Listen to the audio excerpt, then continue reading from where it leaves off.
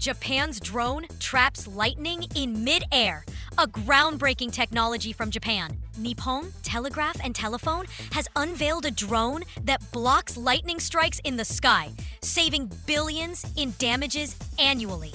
This drone uses an advanced electric field oscillation system to attract lightning and guide it to a safe location. With a protective cage covering 98% of its surface, the drone withstands 150 kiloamperes, 5 times stronger than a typical lightning bolt, while remaining stable even after a direct hit. Tests show flawless performance, paving the way for a network of lightning-trapping drones in cities and key infrastructure. Japan loses $702 million to $1.4 billion yearly due to lightning. So this technology promises to cut losses and boost public safety. Netizens are amazed. Japan's ahead of the game.